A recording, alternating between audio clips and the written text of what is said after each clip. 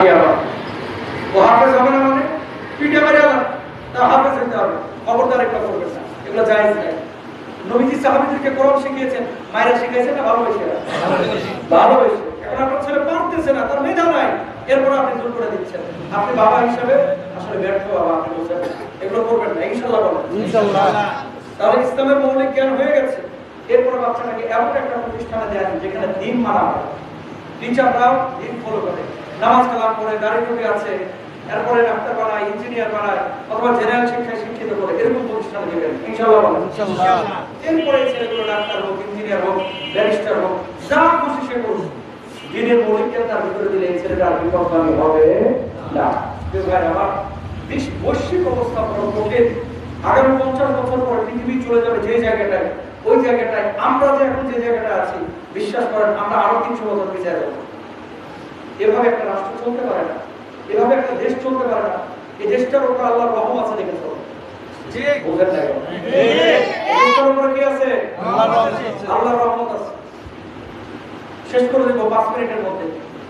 কুমড়া খায় বিচি ফেলে দিয়েছেন, বিচি থেকে কুমড়া গাছ হয়, ওটা আবার কুমড়া হয়। সারা পৃথিবীতে এরকম দেশ 5-6টা আছে, আর বেশি নাই। আলহামদুলিল্লাহ বলেন না? আলহামদুলিল্লাহ। আমি লন্ডনে লাউ কিনি, তিনপুরে একটা লাউ বাংলা টাকা 800 টাকা। কত টাকা? 800 টাকা। তিনপুরে একটা লাউ। বেগুন 1 পিস 1 কেজি কেউ বছর এই সবজি ওই সব দেশে কেউ কিনতে পারে না, কিনে না। ওই দেশে হচ্ছে পটল কিনে 5 পিস, বেগুন কিনে 1 পিস। বুঝছেন কেন? মাছ বসতে চাইতে হচ্ছে সবজির দাম বেশি, উৎপাদন করে না, হয় না। আর আমার দেশে ওখানে লাউ দেখা যায় কত বাড়িতে ঝুলতেছে, শত শত লাউ। এখানে আমের আটি ফেলে গাছ পাইবে, সুবহানাল্লাহ বলেন না? সুবহানাল্লাহ। এটা কি সরকারের অবদান না আল্লাহর অবদান? আমার এক সৌদি ফ্রেন্ড বলছে বাংলাদেশে কেউ গরিব না। বললাম কেন? যে হারে গাছ, গরিব হলে কি গাছ থাকে? মানে সৌদি আরবে তো গাছ পালন করতে হয়, এক একটা গাছে 14 লাখ 15 লাখ টাকা খরচ, খেজুর গাছে।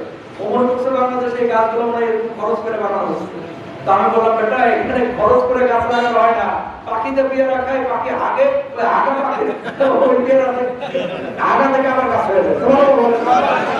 এগুলো তো খায় খায় মানে কি আর পায় কেন বলে, ওখান থেকে অত নতুন গাছ পায়। কথা বলে ঠিক সেই যে অহংকার আল্লাহ, আরো জোরে কার আল্লাহ। আগে ধান হয়তো 4 মণ 5 মণ, এখন আর 40 মণ। আল্লাহ যে কথা বলছি, এই দেশটার উপর আল্লাহর রহম আছে, আল্লাহ দয়া আছে, বিধায় দেশটা সুন্দরভাবে টিকে থাকে। তাছাড়া এইভাবে চলতে পারে না। এই জন্য আমি বলবো আমার ছেলে মেয়েদের, আপনাদের ছেলে মেয়েদেরকে, এদেরকে ওইভাবে আগামী পৃথিবীর জন্য রেডি করতে হবে। রাজি আছেন তো ইনশাআল্লাহ? হারাম খাওয়া যাবে না, শিরক করা যাবে না, নামাজ পড়তে হবে, ফরজ তরক করা যাবে না, সুদ খাবো না, ঘুষ খাবো না, বাপ মার খেদমত করব ইনশাআল্লাহ, ইকামত দ্বীনের পথে থাকবো ইনশাআল্লাহ। ইকামত দ্বীন মানে আল্লাহর জন্য, আল্লাহর দ্বীন কায়েমের জন্য চেষ্টা চালাবো ইনশাআল্লাহ। সবাই পারবেন তো ইনশাআল্লাহ? আপনি দেখেন কে কে পারবেন ইনশাআল্লাহ? তাকবীর, আল্লাহু তাকবীর, আল্লাহু هذا ما عندي والعلم عند الله عليه توكلت وعليه أنيب وآخر دعوانا الحمد لله رب العالمين والسلام عليكم.